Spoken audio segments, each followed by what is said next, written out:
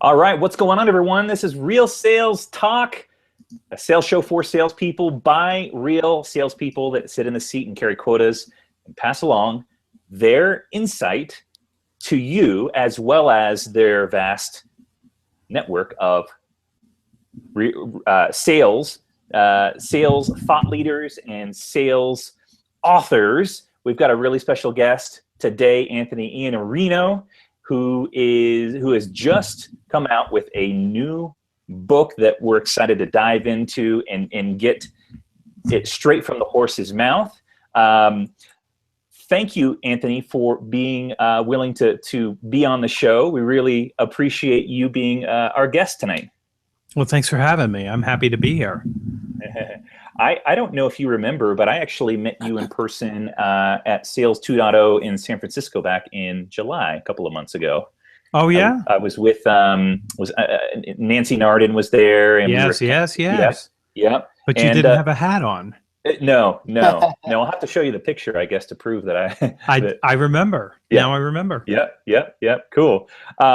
So we're super excited. We're going to dive in here in just a moment, but I want to take care of a few housekeeping rules. Before I do that, I just want to talk a little bit about the book because I've been working through the audio version today and about 3/4 of the way done. And I really love how practical it is. And you know, I've been in sales for a little over 10 years. And even for me, I'm like, yeah, this is really good. And these are things that I need to refresh myself on, and some of the resources that you give, I think are really, really fantastic. So I can't wait to dive in tonight. Well, thank you for that. I mean, I wrote a book for salespeople. I am a salesperson, and I was always frustrated with getting a sales book, and it would say things like, you know, kick your own ass. I'm not exactly sure how to do that. I've never figured that out. I mean, they're just those things that we say, but I wanted to give somebody something that if you really want to improve yourself, if you really want to get better, if you really want to be somebody worth buying from, you can do these things and it will help you. And so I wanted to make it super actionable. Mm-hmm. Yeah.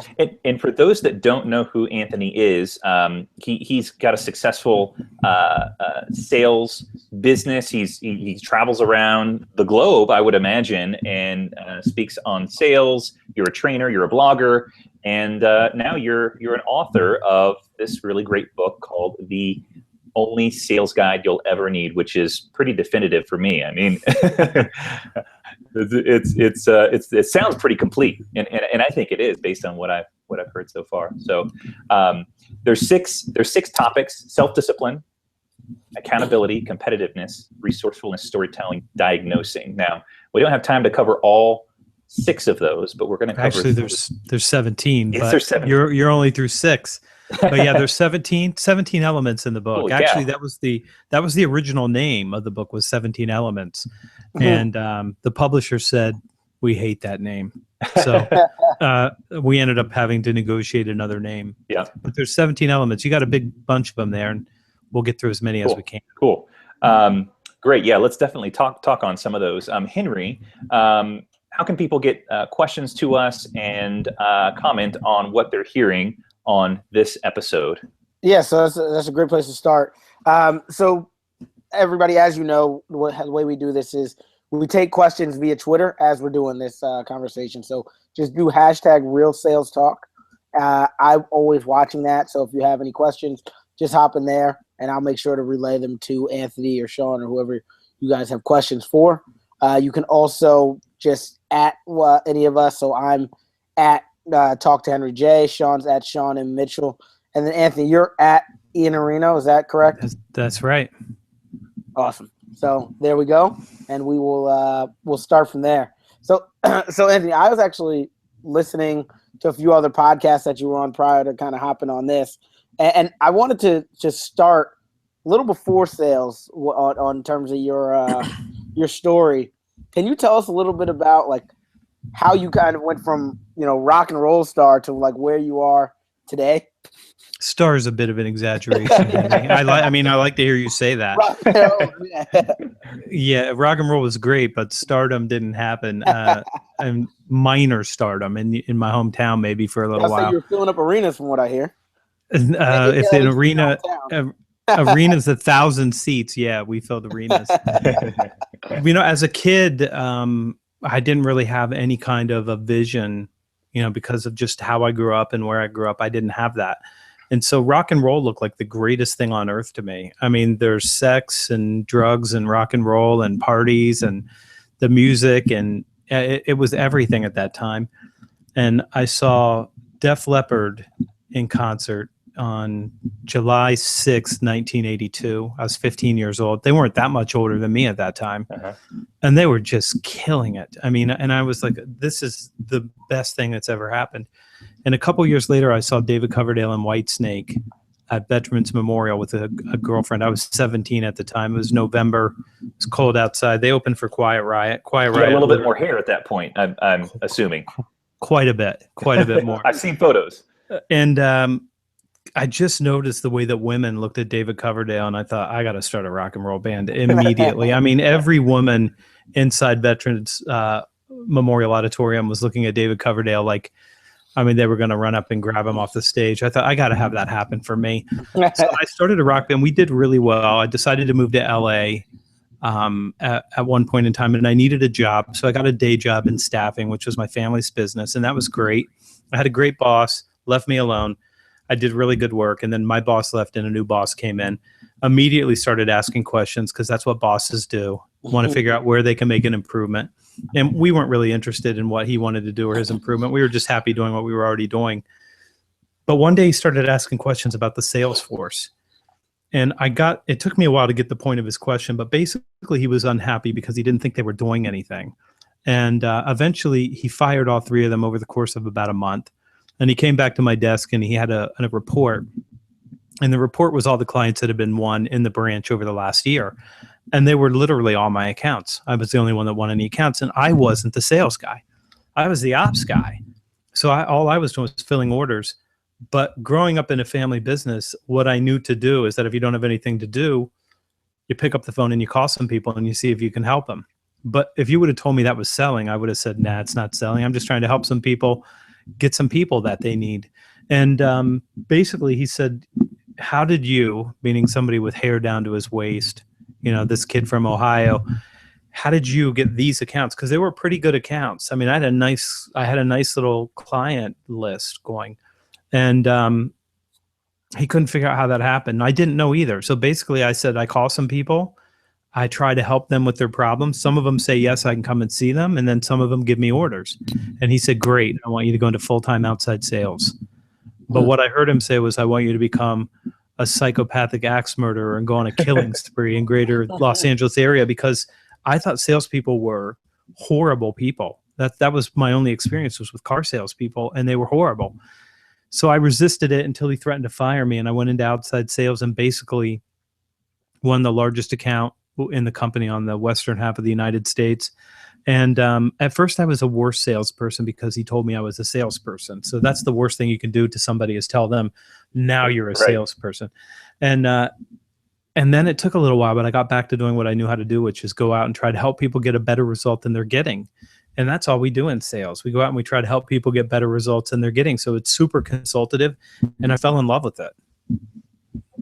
So I've heard that story many times, and what stands out to me is the angle that you take. Just not even trying, you come at it from a very, very servanthood, helpful angle, and I really love that. And I think that's probably why you've been so successful from early on, when you stumbled into sales by accident and up until this point. So that's one of the reasons why I think I kind of resonate with what you're doing, is because I think that's super important to be able to come at it from a helpful angle, instead of more of like a forceful what's in it for me. It's more what's in it for you, and how can I help see if there's a match between my product or service and what your needs are. Well, if you want to make selling really hard, make it about you. Right. I mean, I promise you'll have a much tougher time if you're self-oriented and you come in with commission breath and you start talking to people about what you can get out of something. You'll have them running for the door in minutes. I mean, if you really do want to help people and you really believe that your product or your service or your solution can do that, I mean, you're obligated to go try to help them. And I think that that's what most of us do. And we're not egocentric anymore. I just posted a note on a LinkedIn post that somebody sent me about salespeople are all going to be gone in the next, in 20 years. Yeah, in 20 years, there will be no more salespeople. And one of the reasons he said that that's going to happen is artificial intelligence. And then he said, imagine like artificial intelligence that knows exactly the right words to say at exactly the right time to massively increase revenue and sell the most profitable deals. Who's that about? I mean, so you're going to program self-orientation into artificial intelligence? If that's the case, we're not going away for a long time, because you can't be a trusted advisor without two things, trust and advice. I mean, you need both of them. So if you don't have trust, you're not a trusted advisor. And if you don't have advice, you're not a trusted advisor. And there's a lot of things about humans. When you're other-oriented and you really go and you try to help people, it makes it really easy for people to want to do business with you. I think it's this approach of honey and vinegar. I mean, the honey is the serving and the helping, and it naturally attracts other people. And that, I think, is the type of salesperson that you want. I mean, you're going to need to have frank conversations at some point with some buyers, but when you come at it from an angle of how can I help you, and how can we together see if this is a good fit, the barriers come down almost immediately. It's easy. They don't have to try to protect themselves from your self-orientation. Mm-hmm. Mm-hmm. Yep. So and we just got a question actually that's kind of around this. So I wanted to stop here before we went.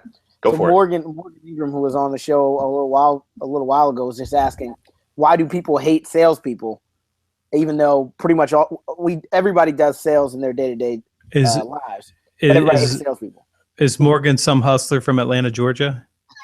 You know Morgan. Yeah, I know Morgan. Yeah, you know Morgan. He's hustling. Nice. He's hustling. He's getting it done.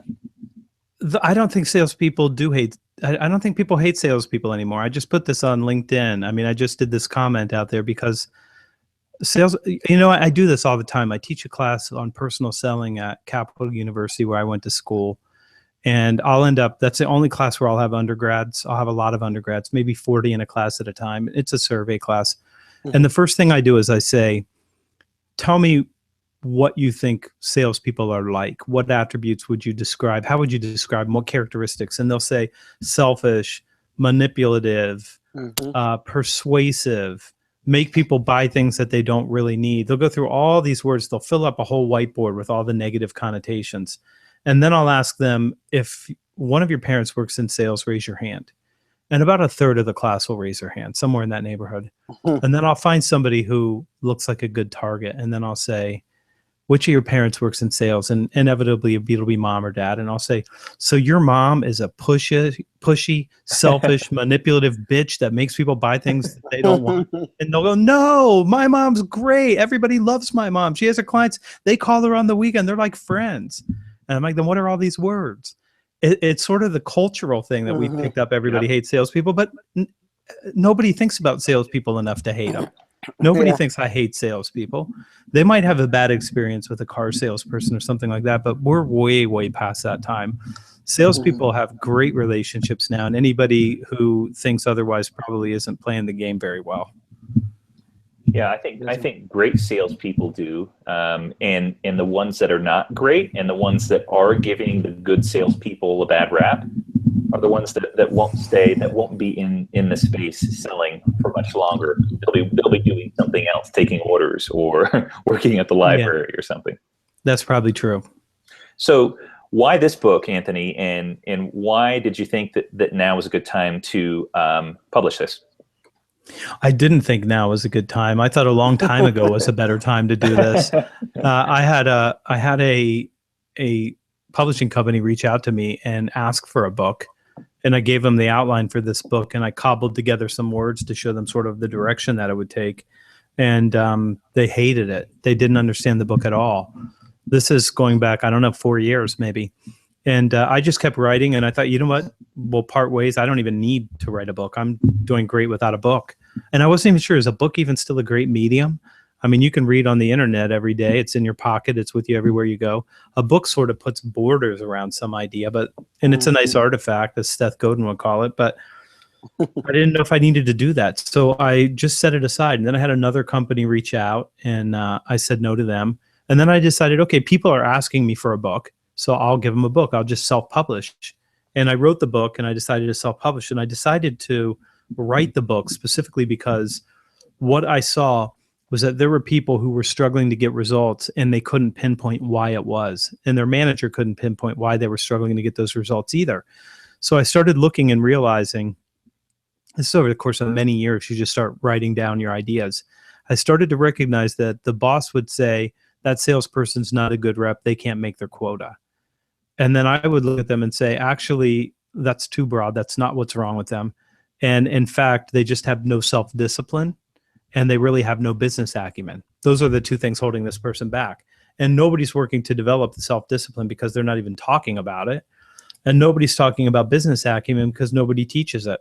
Now we send salespeople to work from home. They don't get to talk to anybody. They're not rubbing up against people in a bullpen. They're not hearing the conversations and picking the stuff up by osmosis. So it's harder for them. Or I would look and say, this person takes no initiative. They have all the right ideas, but they do nothing with them at all. And they avoid accountability for results. So I can see two attributes that were missing. And I would just keep track of the attributes. And actually the book started with 21 elements, but the first editor I worked with cut 4 elements out of this. I'm just saying that to intrigue you, because at some point I'm going to put like the missing 4 elements on the website so I can capture your email address and put you on my Sunday newsletter. But that I noticed, and I thought, oh, well, then we'll bring your friends. We look at people through this narrow lens of they're either a good performer or they're not. That's not true. And if sports looked at athletes that way, there wouldn't be great athletes. I mean, they work for a long time fixing the parts of an athlete that are broken. You know, they're not good enough. So we work on this area with them. We run drills. We focus. The military, they rehearse all the time. They're constantly training. Artists are constantly training. In business, though, we think, well, you worked in sales, so we'll drop you off and you know how to sell, so you're going to be fine by yourself. And that's not fair. It's not fair to the person. It's not fair to the client, because that's who we're dropping these people off in front of. And it's not fair to the company. So I wrote this book because I wanted something that a salesperson, if you really want to improve, if you really want to get better, if you're willing, if you've got that in your heart, like I'm willing to do the work, then I'll give you the work to do. I've got the work in that book that if you want to do that work, at the end of every chapter, there's exercises, there's a workbook that you can get, there's video modules. If you want to do this work, you can get better. And you don't need anybody to help you with it. You can do it on your own. Great if you have a manager who bought the book for you and they're going to do this work with you, or great if you have peers that you get together and you decide you're going to use this as a book club. But if you have to, you can read the book and do the exercises and get strong. And so you talked about, like, you weren't sure if you wanted to do it as a book. You've been writing it for years. When did you start with, like, writing? Because I mean, you've had the sales blog forever. At least it seems. I've been reading it for a few years now. How'd you get into writing that? Like, can you tell us the story of how that came up? I'm surprised you have time to read it while you're still in high school, Henry. This is a young-looking man. He does. It feels like forever to me. Do you get ID'd when you go to the bar, Henry? You got to get ID'd like every single time. I just try to go to the same one so that eventually they know me. They're like, let the kid in. He's okay. Yeah, right. He's always around. He was here last week. We're good. Yeah. I started noticing what Seth Godin was doing in 2008, 2009, and then I started noticing what my friend Chris Brogan was doing, blogging. I started noticing it, and I started watching. I bought the domain name for the sales blog in 2007, and it basically sat doing nothing because I wasn't sure, what are you supposed to do with this medium? I wasn't sure. How do you use the medium? And then I saw Seth start using it, and I saw Chris really using it. And I realized, oh, okay, so I can communicate and just give value. It's just give value, give value, give value. I get it. And I started writing daily on December 28, 2009. That's when I started writing daily.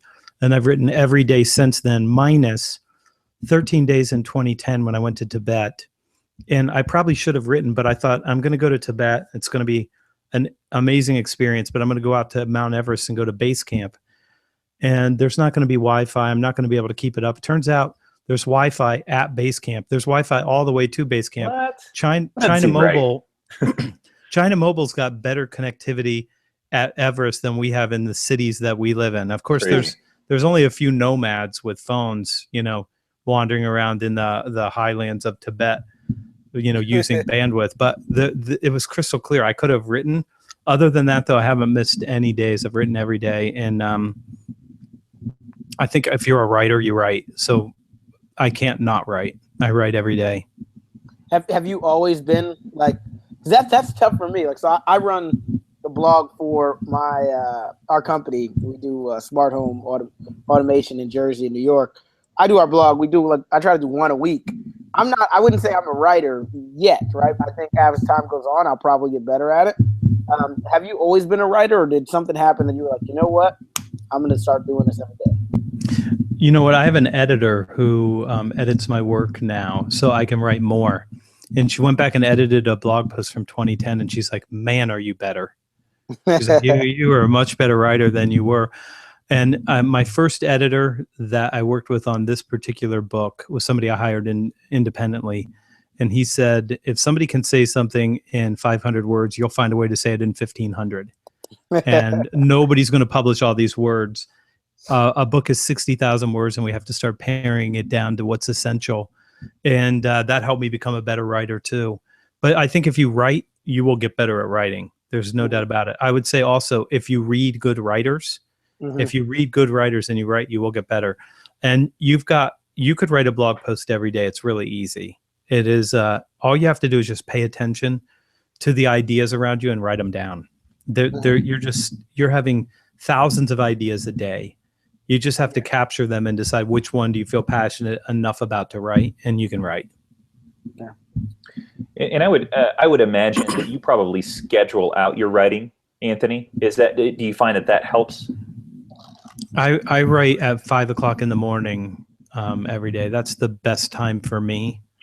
And it's the time when I have the best energy for it, and nobody wants my time. So the phone's not going to ring. Nobody's going to ask me for anything. It's just the time where you can get clear. For some reason, my brain feels fresh when I get up. I'm not bogged down with anything, so I can move, and that's what works for me. Although every writer I talk to, minus Jeb writes at night. Almost everybody else writes. The earlier and the older they are, the earlier they write. Yeah. So the guys that have been writing for a long time are like, yeah, I get up at 3:30 and I start writing at 4. Holy cow. Yeah. So can you dive into that a little more? I'd love to hear more about like your morning routine. I think it's a really interesting thing to look at with successful people. It's like, what do? You wake up you said you write at 5:30, 5. So you wake up at 5, and can you walk us through that? Like, what's your morning look like? I walk up, well, right now I wake up at 5. For the last year, I've gotten up at 5 and I've gone to the gym at 5:30 and then worked out for an hour and then wrote. But right now, because I have another deadline for another book, I'm getting up and yeah, it's due soon too. I'm getting up at 5 and I sit down and I write. As soon as I walk into the office, I start writing, and I write between 5 and 7. And then I start the rest of my day at that time. The only thing between me and this desk is brushing my teeth and getting a giant cup of coffee. There you go. And that's it. There's nothing else. That's my morning. I would tell you, when I have the perfect morning, it would be getting up, brushing my teeth, working out, meditating, and then writing, and then starting my day. That's the perfect order. And then what time do you like start your day? Like 7:30, 8 o'clock, or 7:38? Yep. Okay. Yeah, normal time. I will tell you, my experience is the first 2 hours of the day, whatever you think is the most important thing for you to do in your life, get it done then. And then it's done, and it'll get done. Yeah. Cool. John, did you have anything else? I know. No, I think that's good. I think it's really interesting. I think you've got the next question, Henry. Yeah, and then actually, I think it kind of dives into what you're talking about, right? You talk about a lot of self-discipline in the book. What have you seen from reps with that, like in terms of challenges they have with self-discipline and how you help them or how you recommend kind of overcoming some of that stuff? They're just distracted. I mean, we live in this age of distraction where our phone's beeping every minute, emails going off, we're getting text messages, phone calls. It's a very, very disruptive kind of environment that we're in. And you need focus and discipline. And what most salespeople do now, unfortunately, is they sit in reactive mode, waiting to respond to the next incoming thing. And that next incoming thing is interesting because it's not your real work, but it looks like work. Yeah. It's an email and it has something to do with work, but it's not the big outcome that you need for that day or maybe even for that week. And so you get distracted by that. And then somebody will say something and you've got your browser open all day, because all software is now in a browser, which is a terrible, terrible thing to have happen. So people are on their browser, their email's open, their browser's open, their phone is sitting next to them, and they don't do anything, which is why the first 2 hours of your day, if you block that off, you're going to just kill it, because you can get so much done before there's any distractions to take you away from what's really important. But the disciplines, I would just tell you a couple. The prospecting is just a discipline. That's all it is. And the point that I try to make in this chapter is that there's a difference between disciplines and goals. You might have a goal to go run a marathon, but at the end of that marathon, you're done. You've run 26 plus miles and you're done. That's it. So you've accomplished your goal and you can feel really good about that. Except it's not really a great way to run your life, because your life needs certain disciplines.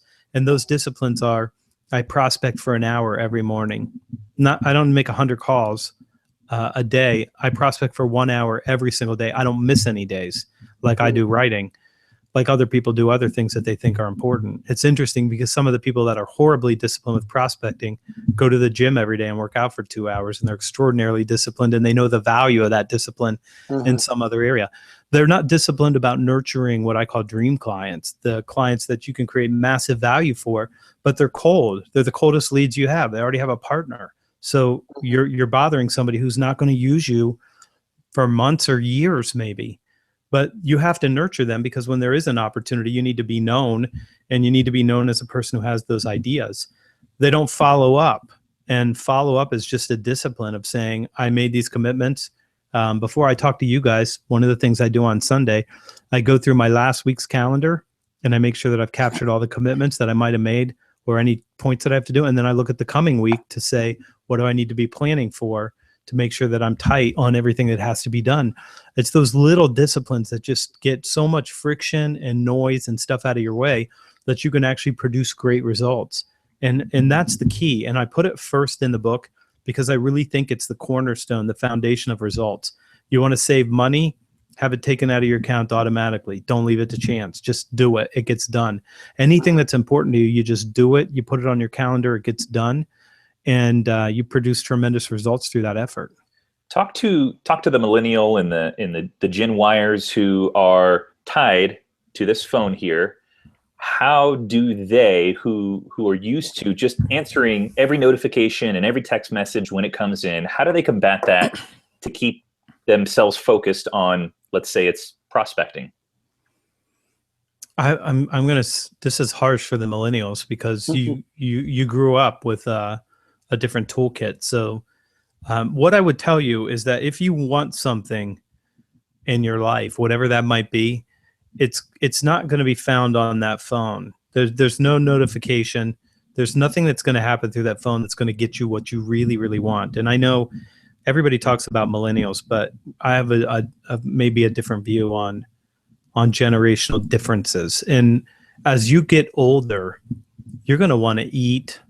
You're going to want your own place. Your wives or your husband, they're going to want babies. You're going to want to send them to school. You're going to find out that transportation's pretty handy. You'll probably give up the idea of taking your dog to work. That won't be so important to you anymore. You'll want a good quality of life, but you'll also want the money. And when you decide that you want the money, you'll start doing different things because you'll have a different set of values. Your values change. I mean, when I was 25, I was in LA fronting a hair metal band. And that's what I was doing at 25. I was a different 25-year-old too. So I know what happens to you as you grow older and you mature, you change, and you're going to want stuff that's not on that phone. So here's what my best advice would be. I would start with the discipline of saying, I'm setting my phone down for 30 minutes. I'm turning it off for 30 minutes at a time, or put it on do not disturb. So I've got an iPhone, and on do not disturb, only the people on my favorites list could get through, which is my wife and my kids and a few family members. That's it. Those are the only people who could get through. So just put it on do not disturb and do it for a half hour, just 1.5 hours of total focus, and immerse yourself in whatever you're doing and just really give yourself over to the work, and then start trying to stretch it out to an hour at a time. I can go 4 hours at a time without having a phone near me, and I can go 6 or 8 hours without having email open at all. And the world has not stopped turning even without me checking my email. It's off right now. I have no emails. I have no distractions because I want to be fully present with you guys.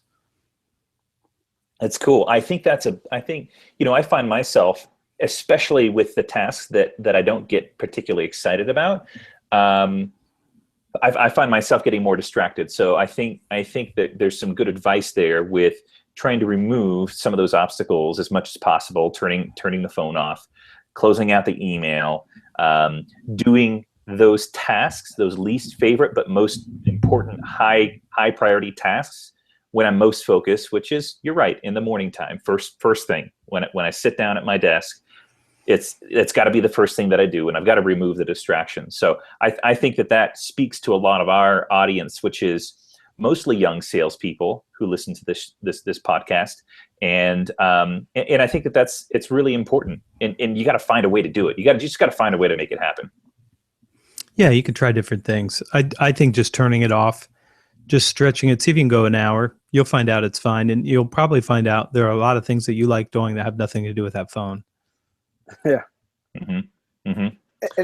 So, sorry, Sean, you want to go? You can go ahead. No, go ahead. You get a question? Yeah, so I just wanted to dive in. You mentioned, like, at 25, you were a completely different person than you are now. I was listening to another show, and something significant happened with you when you were around that age. It really changed you and had you reading all the books that you have behind you today. Can you talk to us a little bit about, like, how you got to where you are today, got that discipline that you have, and started reading so many more books and kind of diving more into the sales and everything like this? Well, I started reading books really young, not sales books, Okay. but I got in a lot of trouble as a kid, and I would get punished, and I would get sent to my room. And that was like no punishment at all, because I had the Lord of the Rings trilogy in 7th grade when I got in trouble. So I started with The Hobbit, and I read the entire Lord of the Rings in 7th grade. That was like my whole year just reading those.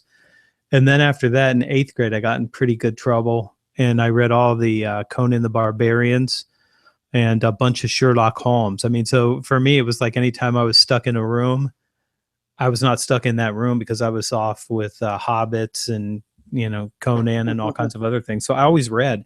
I like reading, still like reading. When I was 25, I had a grand mal seizure, and I had what was called an arterial venous malformation, or a group of arteries and veins that grew into a big knot on the back front right part of my temporal lobe, so the front part of your neocortex. And I had to, at first they said it was cancer, but I knew it, I had a hunch that it wasn't, but I asked them to run another test, and they did, and they found this thing, and basically it had to be removed. So I came back to Columbus and started talking to my family about what I was going to do. And it turns out the best guy in the world to remove your arterial venous malformation was in Cincinnati. It was a Dr. John Tu.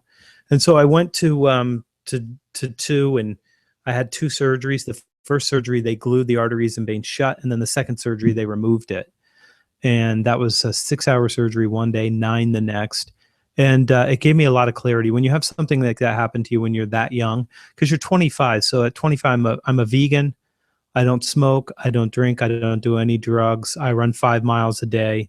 I'm in LA. So at 25, yeah. And so I'm around people who are doing cocaine. It's a wild, wild scene in LA at that time. And I'm like a monk out here compared to everybody else. And I have this brain injury. How does this even happen? It was congenital. But I had it removed, and I got this clarity about I mean, basically when I saw how my mom and my dad and my family responded to this, because when somebody you love is in a situation like that, you're helpless. And I felt their helplessness. And I recognized that the only thing that was really, really important to me was relationships. And that's the thing that started to change how I looked at everything. Was everything is all about the people that we touch and the people that touch us, the people that are there for you and the people that you're there for. That starts to be the only thing you really care about in a scenario like that. And it stuck. I didn't know at the time that I was not going to be allowed to drive for 2 years after having the surgery. Nobody told me that until after the surgery. So all my stuff was still in LA, and I wasn't allowed to live there because you can't not drive in LA. It's not that kind of a city. So I ended up going back with my brother, and we drove back across the country with all my stuff. I went back to work in staffing and went back into the family business just as a rep.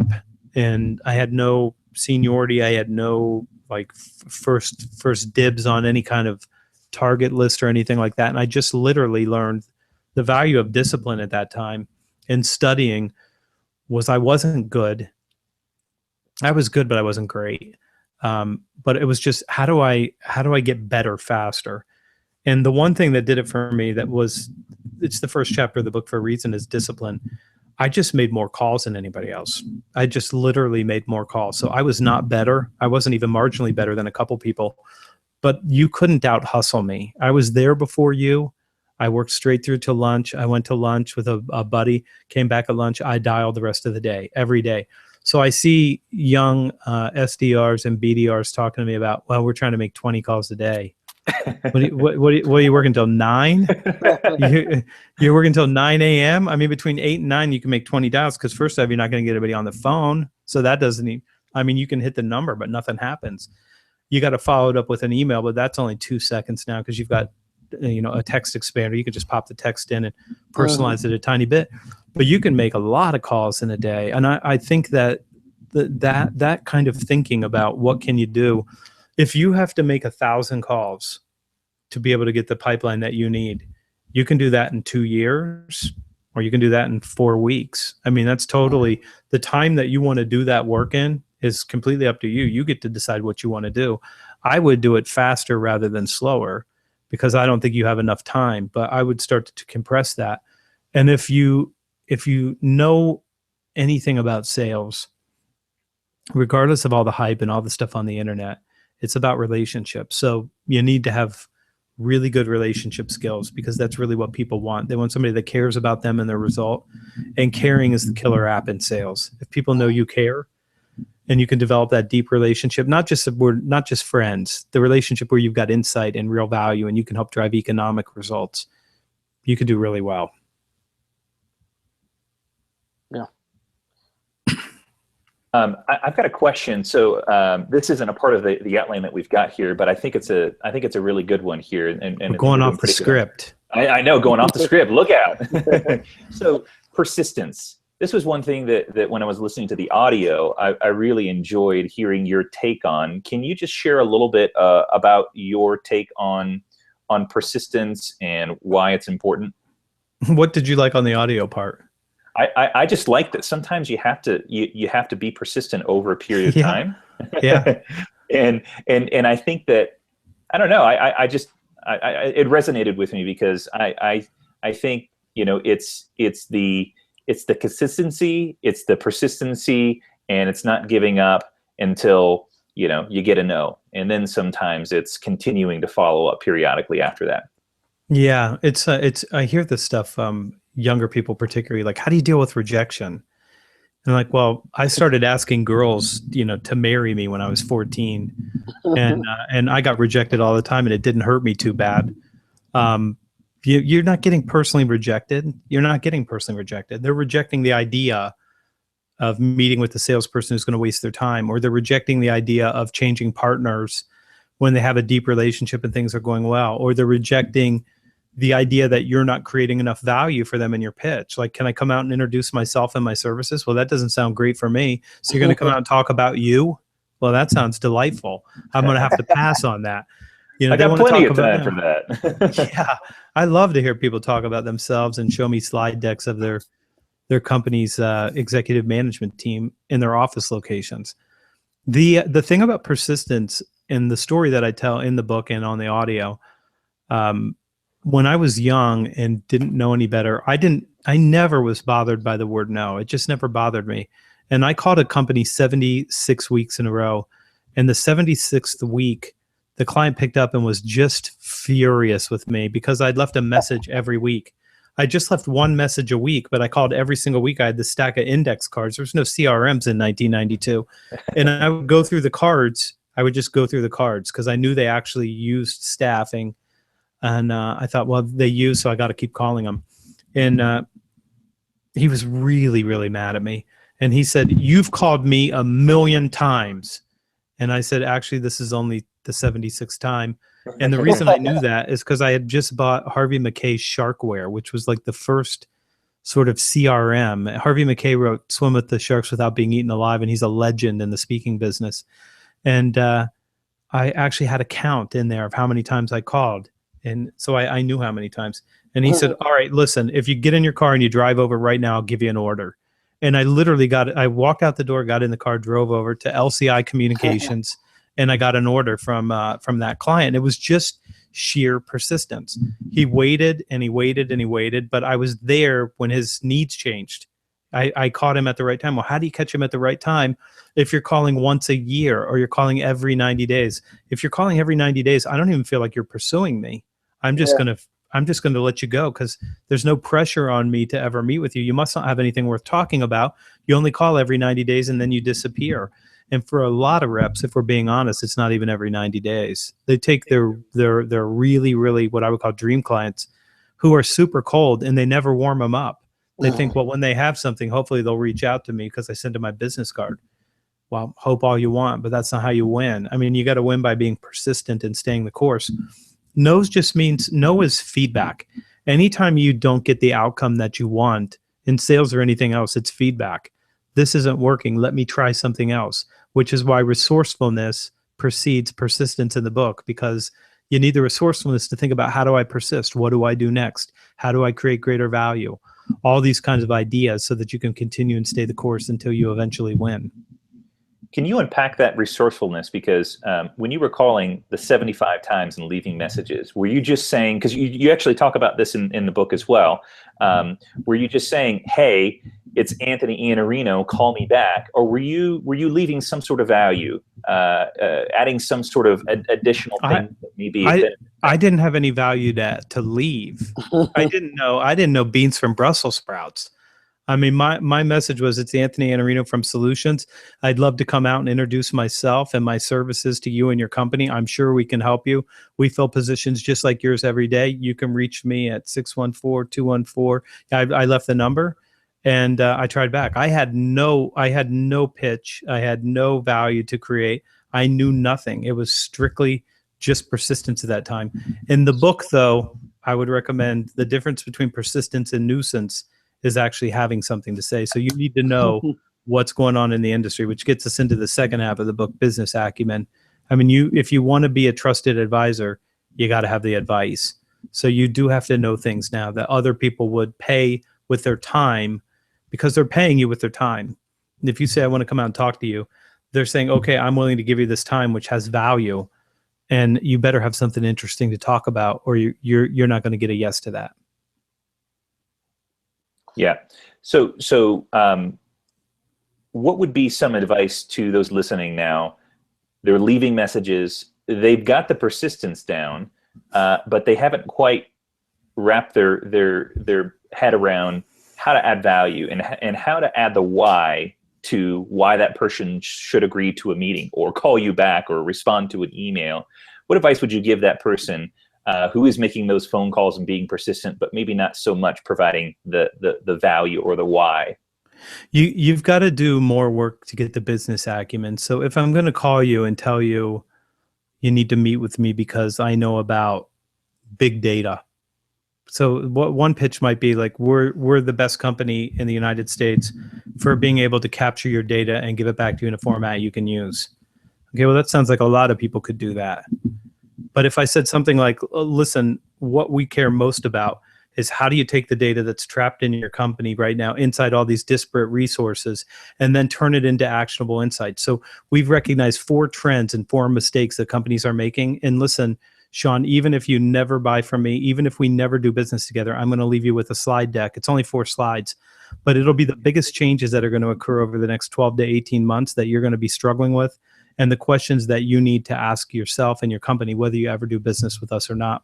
What do you look like Thursday for a 20-minute meet and greet? We'll share these big trends with you. You'll be better equipped to go into next year knowing what you need to do. And if you ever need us, you'll know what we do and what we think about. That's it. That's it. And then change that up.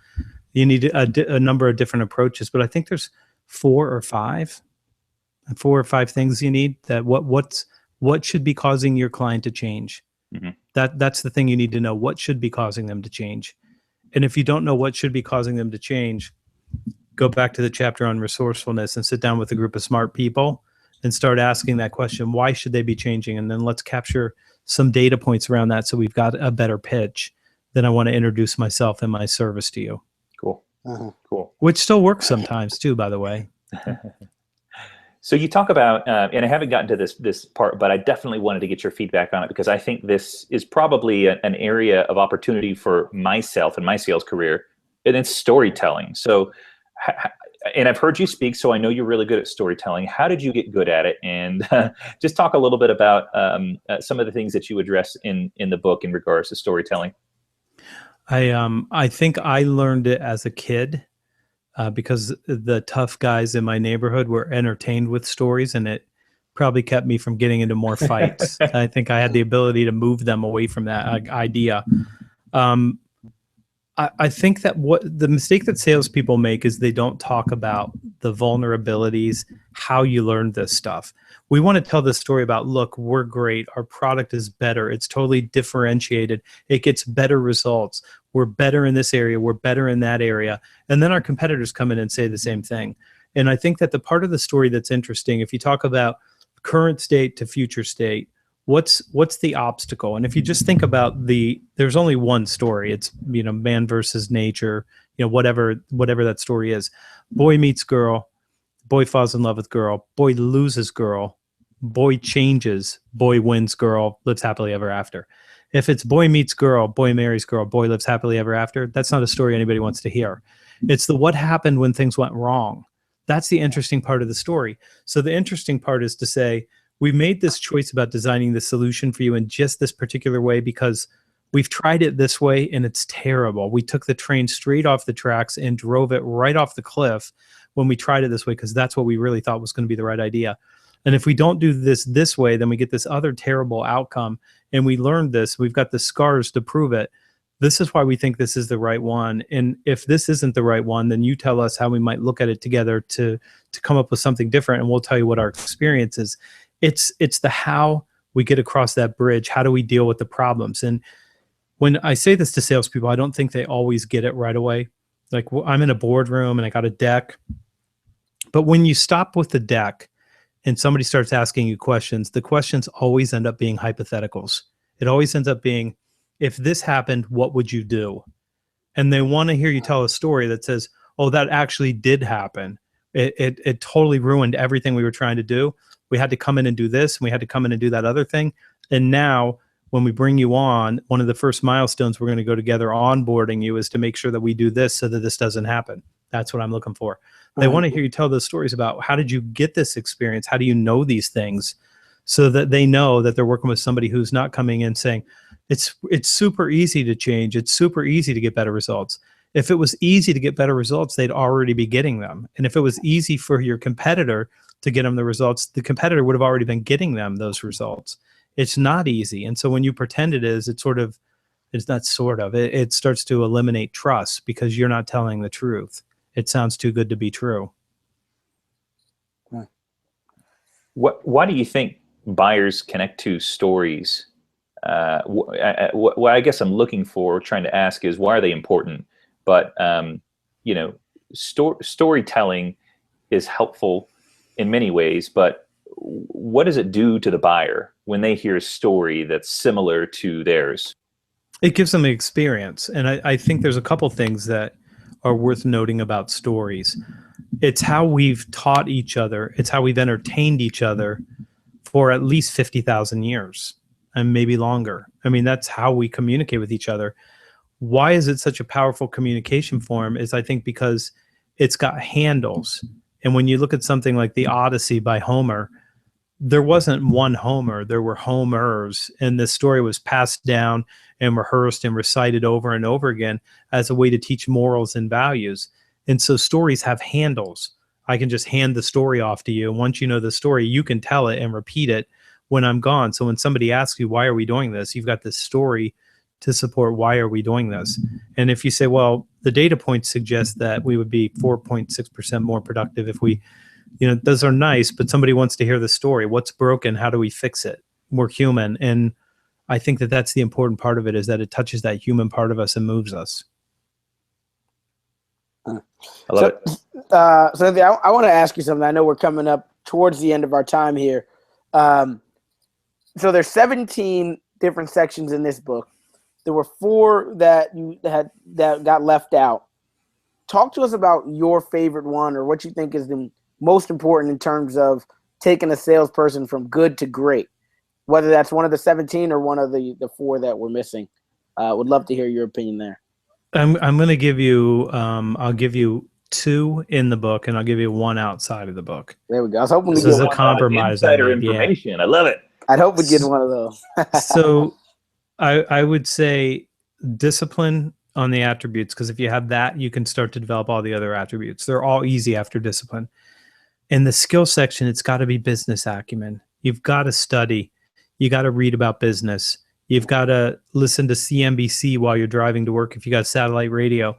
You've got to start reading Forbes and Fortune and Business Week and Inc. and Entrepreneur and Success Magazine. You've got to start reading those things. Even if you pick up a Business Week and you read 1 article, even if you just read 1 article every week, you're going to start getting a different view of what you are doing and why it's important. The other things I recommend in that chapter, I mean, I know how I got it, and it's taken me a long time to sort of figure out how I know what I know. But I used to just go to clients and say, you guys keep saying these words. I don't know what those words mean. What are you talking about?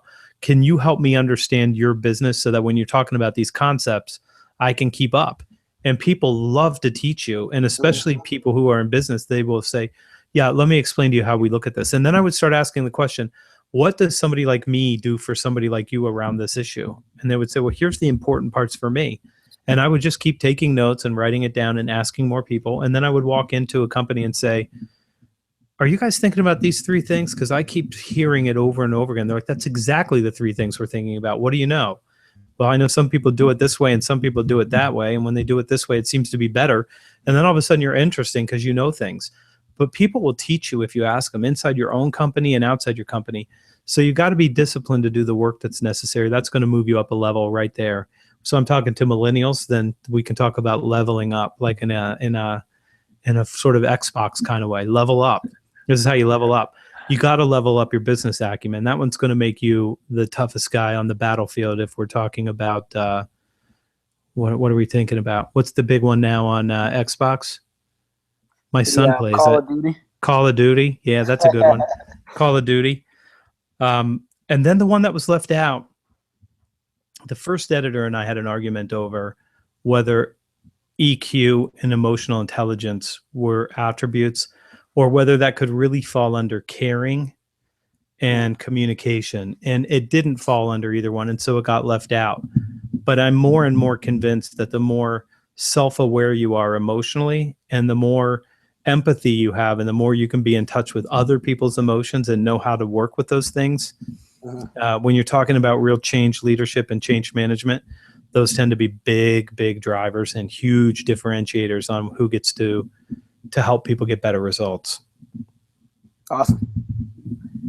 I love all 3 of those. And everybody listening, if you want the other 3, you got to sign up for Anthony's newsletter, thesalesblog.com. You want one more? I'll give you one more just because it's Henry. Let's do it. Passion.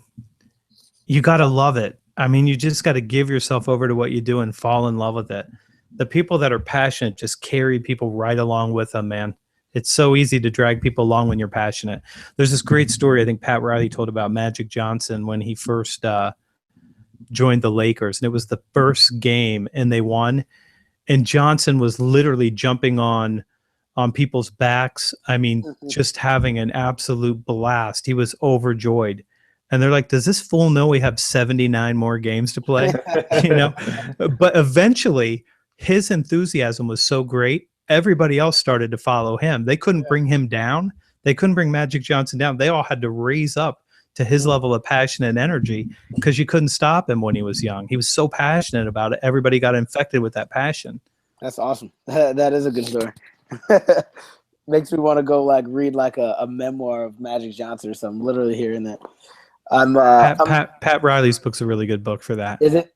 Yeah. Okay. I'm reading a book about, I forgot his name now. I don't have it in front of me, but he was the coach of the 49ers when they won all their championships.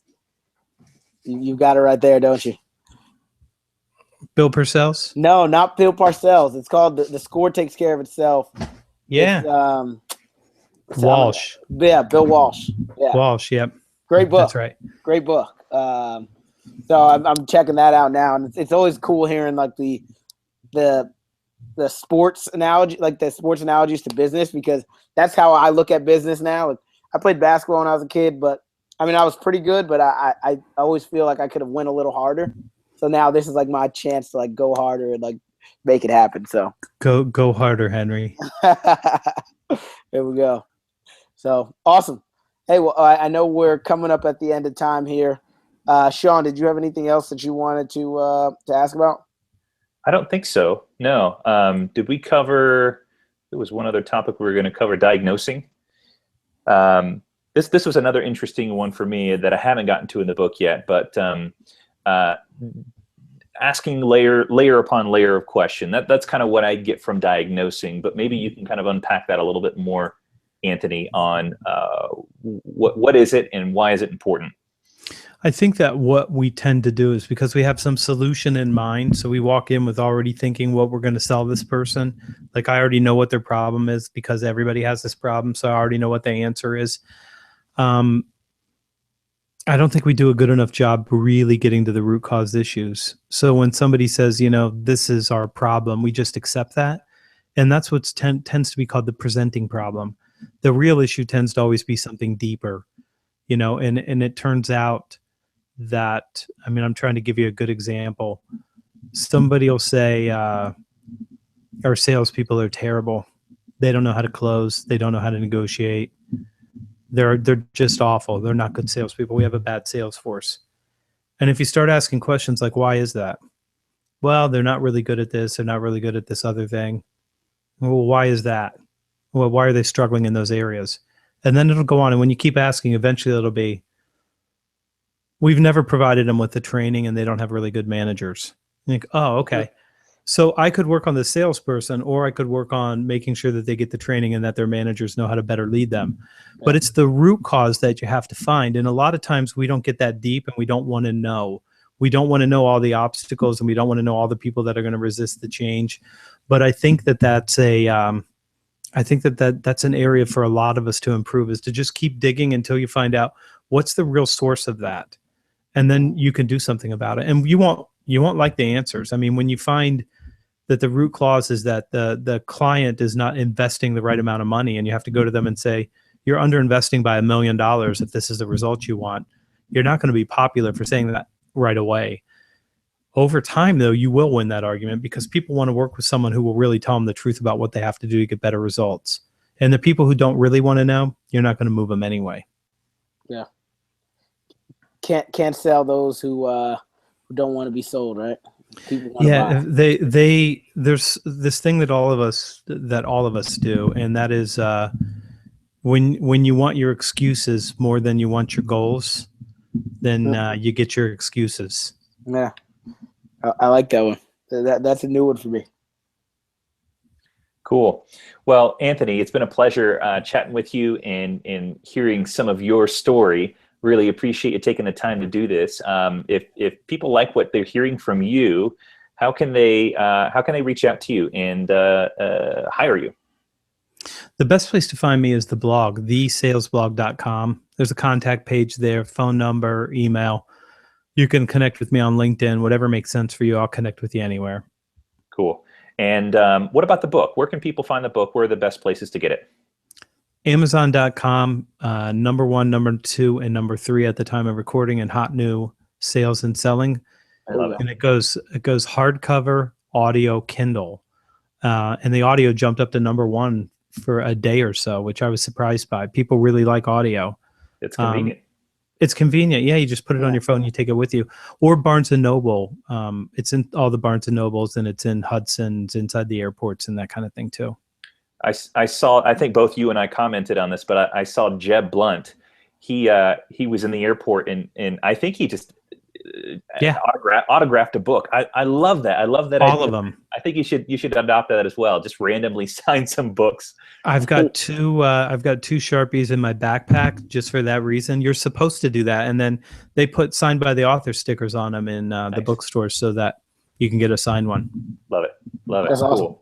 Cool. Well, Anthony, thanks again. Really appreciate your time, and we're continuing these rock star guests. So next week we've got Tom Hopkins, the author of How to Master the Art of Selling and When Buyers Say No, which is his most recent book. Next Sunday evening, it's going to be an awesome time. For those that are not subscribed to our audio version, the podcast version, you can check us out on iTunes, Podcast, Stitcher, Google Play. We're almost everywhere. And if we're not somewhere that you want us to be, let us know, and we'll get it taken care of. So that's it. Thanks, everyone. And go buy Anthony's book. It's awesome. It'll be the best. $18? I don't even know how much I spent. Yeah, $18, I think. Yeah. Yep. It'll be the best $18 you've ever spent. So go out and get it right now. Go to Amazon, go to Barnes & Noble, wherever you can find it. It'll be money well spent. So thanks, everyone, again, and have a wonderful evening. Awesome. All right. Thank you.